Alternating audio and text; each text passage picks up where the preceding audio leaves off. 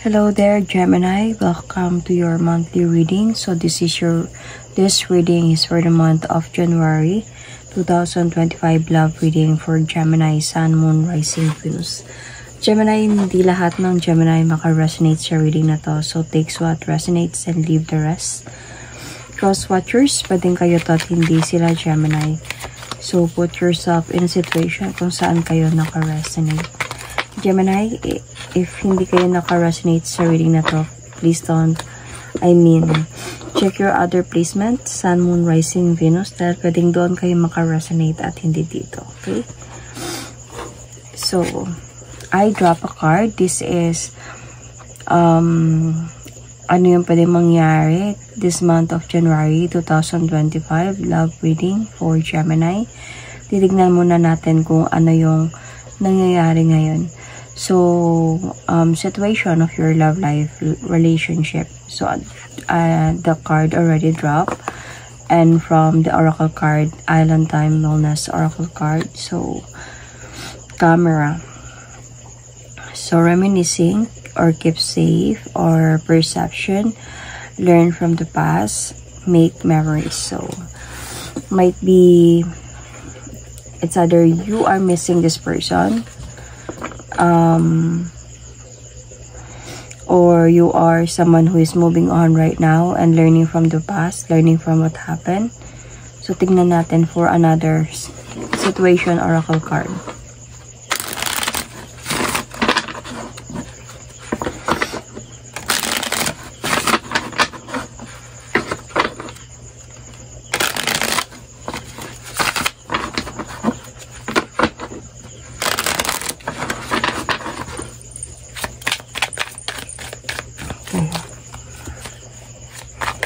Oops, ang dami. No.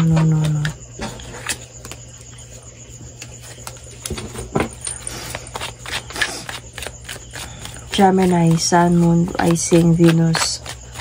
Gemini, Sun, Moon, Rising, Venus. January 2025.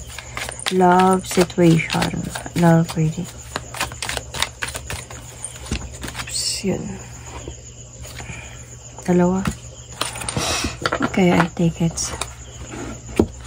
Family, blood ties, inner circle, child, alimony, government, financial support. So Gemini, this reading could be someone para sa mga matured people, could be sa mga may family. I can sense na yung nangyayari sa inyo ngayon ng person mo may kinalalaman about children, family, or financial support sa child or something. So, ano yung possible na gustong sabihin sa'yo ng person mo?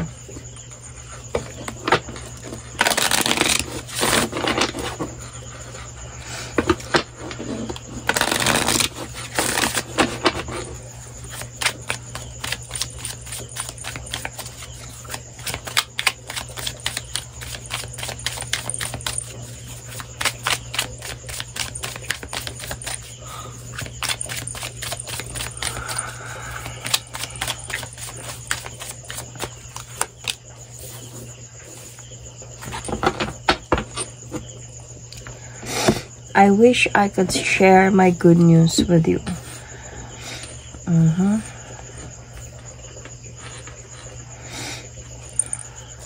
Let's see.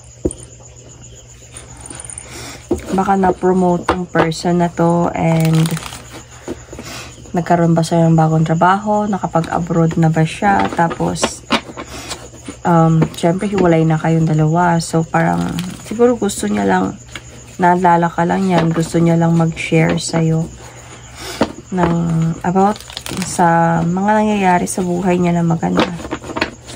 Siguro dahil doon nagkakaroon na siya ng, kumbaga pwede na siya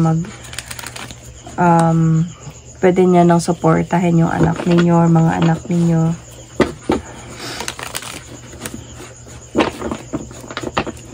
So, ano ba talaga yung nangyayari ngayon? What is happening right now?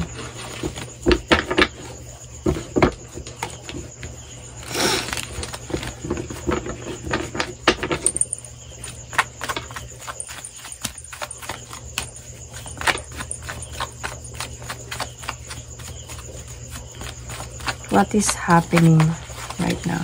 Madulas masyado yung kamay ko.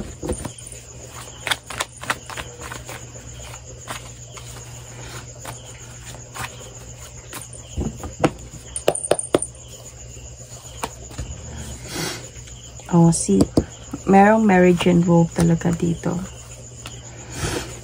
So, I can sense yung naging reason might be ng hiwalayan ninyo is cheating. Nag-away kayo nito. Might be you are married kasi nandito yung marriage card. So, might be you are married and then nag-away kayo nito. And then, sa point na to is like nagkagulo. So, might be one of you walk away dahil sa medyo magulo na yung sitwasyon or medyo gusto muna ng peace of mind. So, parang nahihirapan. So, I can see also here na may mga nangyayari sigurong legal na papers, might be separation, annulment, or divorce na pinaprocess dahil parang gusto mo na din siguro ng freedom or you wanted to rebuild yourself this time. But the thing here is parang andun sa point na gusto mo muna mag-isip ng maayos din. However, meron side of you also that wanted to parang maayos kayong dalawa. This person really betrays you. Sobrang sinaktan ka talaga nito, and your expectation na this person will going to bring you towards victory. Like might be you already have, might be, yeah, as I said, child or children, and then nangyari to sa inyo.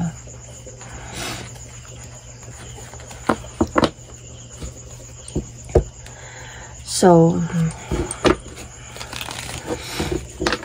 bakit? Bakit nangyari to sa inyo?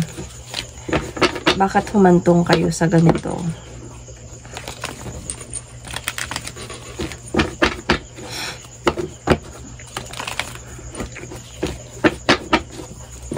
Bakit nangyari to sa inyo, Gemini?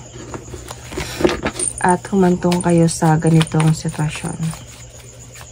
Kasi nakita ko naman kasi talaga na meron kayong love sa isa't isa. Then, humantong kayo sa ganito sitwasyon.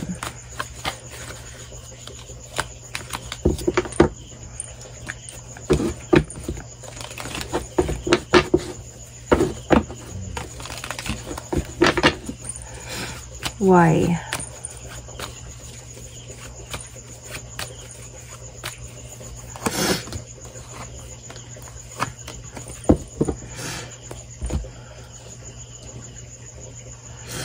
May nakapagsabi. Siguro, may nakapagsabi sa iyo about this, and then humantong sa point na nagkaroon talaga ng clarity sa iyo. You really thought that this person nakafocus talaga siya sa kanyang sa inyo, okay, sa pamilya niya, sa inyo, being father sa anak ninyo, sa responsibility na meron siya sa iyo as a father or mother. Until sa nagkaroon talaga to sa iyo ng clarity, may nakapagsabi na sa iyo about may issue na ganyan. So, until sa point na hindi na kayo nagkakaunawaan. Okay, Gemini. So, pwede itong vice versa, okay? I can also sense a vice versa here. Cross-watchers, pwedeng kayo din to.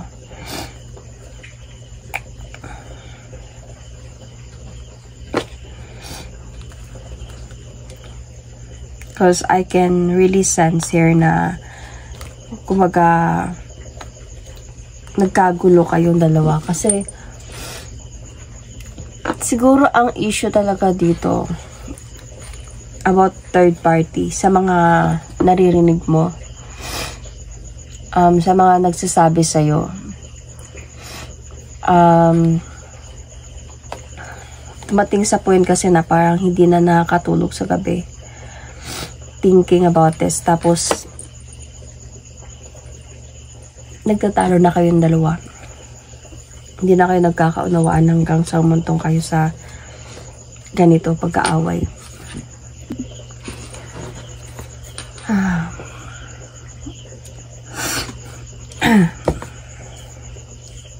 Atake ako ng aking rhinitis. Anyway, let's see kung ano yung nararamdaman niya para sa'yo, Gemini.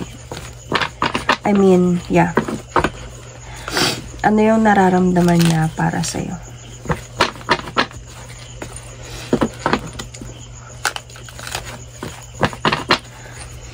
Ano yung nararamdaman ng person mo para sa'yo, Gemini?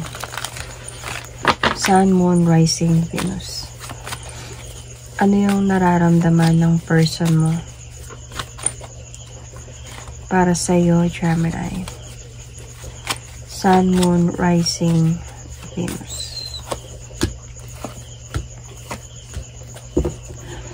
You're still a wife, though. Yun yung feeling niya para sa'yo. And feeling niya, magkakabalikan pa din naman kayo. And para sa kanya, asawa ka pa din niya. Worth it ka pa din para sa kanya. And of course, babalik pa din siya sa'yo. Yan yung ramdam niya na magkakabalikan at magkakabalikan pa din kayo dahil gagawa siya ng way para magkabalikan kayong dalawa. Hindi lang pa talaga siya totally na nakakapag-decide this time. May mga other options din siya dito about decisions. So, dahil na din siguro sa nawasak talaga kahit nagkahiwalay. So, of course, hindi to madali sa about decision na mga ganitong klaseng decision. So, feeling niya kasi dito na alam niya na isang araw magkakabalikan din kayo. Pero, siguro pinagsisihan niya din yung mga nagawa niya. And might be he or she will going to take the leap of faith towards a new beginning with you one day.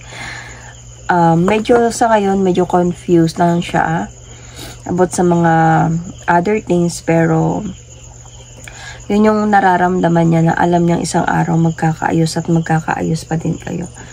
So, kasi nandito yung blood ties, inner circle, and financial support, nandyan pa siya. So, parang adun sa point na meron pa din kayong connection, lalo na meron kayong mga anak or anak dito. And I think this person became your best friend as well, dahil sa may good news siya and parang na-excite siya na sabihin sa'yo. So whatever good news, feeling ko lang this about career niya. And nakikita ko naman dito kahit ikaw, namimiss mo naman siya eh. Though meron ka na ding something about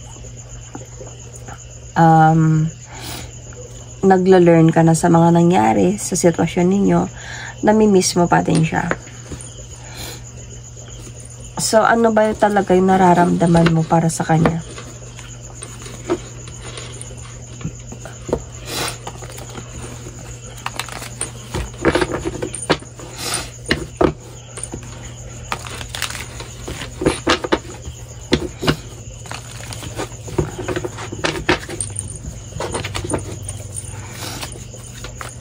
Ano yung nararamdaman mo para sa kanya?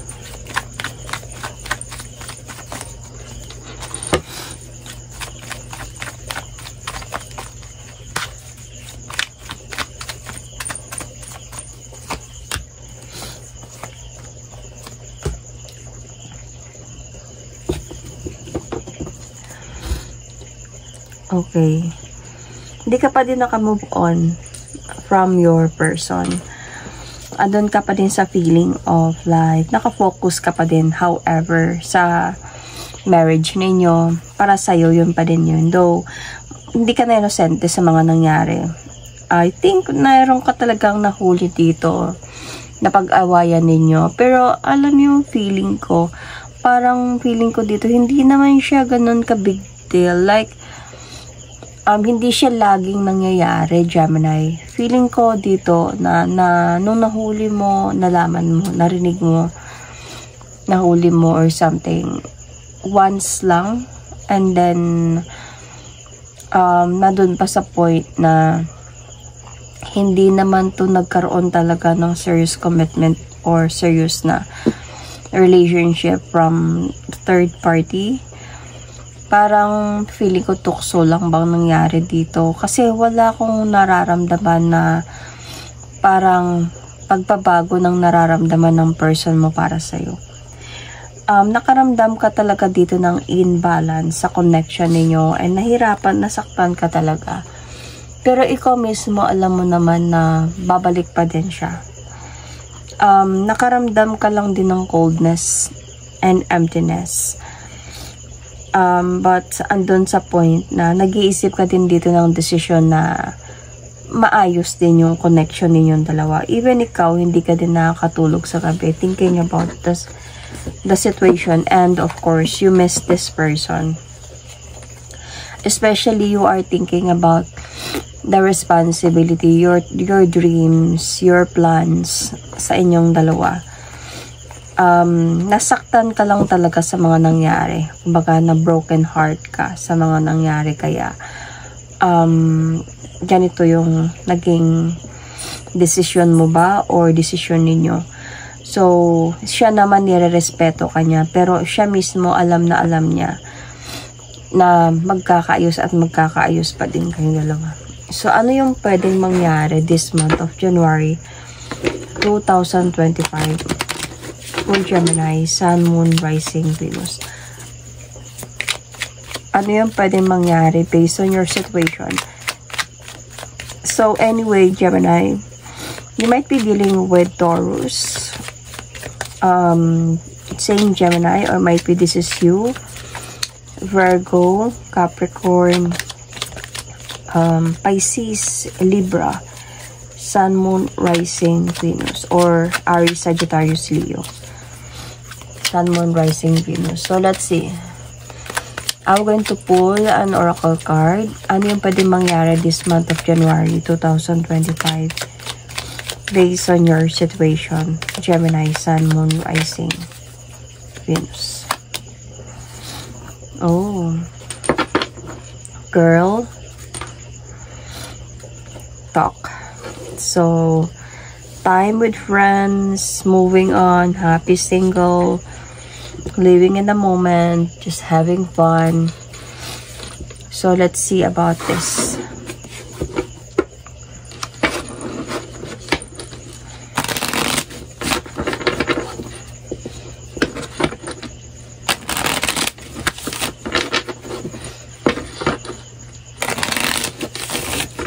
Another situation for Gemini, Sun, Moon, Rising, Venus, January 2025 situation, love reading.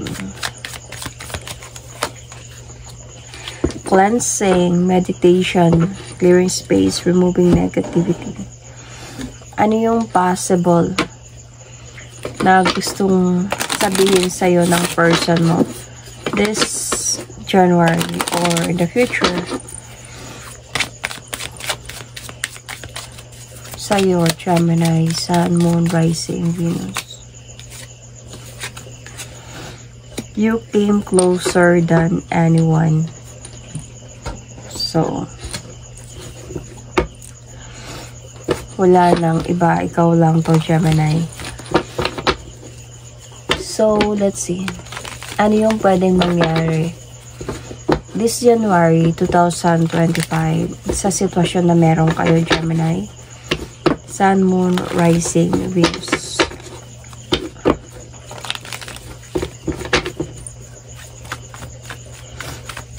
Ano yung pwedeng mangyari, Gemini, Sun, Moon, Rising, Venus? Bakit ganun?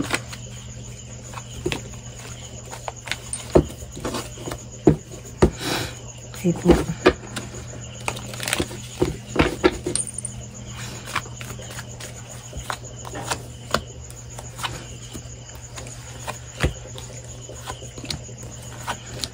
Trust issue. Gemini, nawawalan ka na ng tiwala sa person mo even in the future or this January. You feel like you wanted to have some clearing up some space in your life to cleanse some negative energy and wanted to move on na din, time for yourself. So you're having fun with your friends. Okay muna ako ng ganito ako kaysa mamamblema ako sa'yo. I can also see here like your person, parang hindi naman siya give up din sa'yo. Parang magpapatuloy pa din talaga siya to move forward towards with you because this person really love you though. So parang andun sa point na sa kabila ng mga pain na binigay niya sa'yo, sa kabila ng mga nangyayari sa inyo, nagpaplano pa din siya na balikan ka or ayusin ang lahat ng ito. This person always gathering some ideas on what to do para ma-convince kanya na carry niya magbago para sa'yo kasi andun sa point na naniniwala pa din siya sa pagmamahal mo para sa kanya. Gusto aayusin at aayusin pa din niya yung mga nawasak sa inyo. And mag-o-offer pa din siya talaga sa iyo ng new beginning and changes. Even if hantong sa point na you are going to give this person parang mixed signals, cold situation, cold communication. Kasi nga nandito ka na sa point na nawalan ka na ng tiwala because of what this person to. Parang feeling mo maluloko lang siya ulit. Parang ganun. Parang feeling mo na ulitin niya pa din to. So, you put judgment on the situation. Parang, kumbaga, sa konting galaw, konting sasabihin niya, binabara mo siya into what he did to you. So, parang sinisisi mo siya, ginajudge mo siya agad sa mga nangyayari. Pero aside from that, kahit ganun pa man, na gusto niya pa din na magkaayos kayo, naniniwala pa din siya na magkakaayos kayong dalawa. So, every time this person is gathering some ideas, might be stalking you as well, kung okay ka na approach para maayos na kayo kasi pinagsisihan niya talaga yung mga nagawa niya. So, Gemini, if nasa sitwasyon kayo ng ganito, I can sense that your person naman this time is sincere na siya na makipag-ayos talaga sa'yo, especially kung may pag-uusapan tayo about being the father of your child. So, might as well somehow, sometimes, bigyan mo ng time yung person mo to explain. Bigyan mo ng time yung person mo na to prove him or herself na nagbago na siya. Okay? Especially pagdating sa not just on giving financial support sa child ninyo, but think about your family na mabuo siya ulit. But nandyan pa din sa iyo yung decision, Gemini. So, you might be really dealing with the Libra here. Aries, Sagittarius, Leo, or Aquarius as well nandito, or the same Gemini. Okay, andito, meron ding water signs ako nakikita dito. Sun, Moon, Rising, Venus. Thank you and God bless.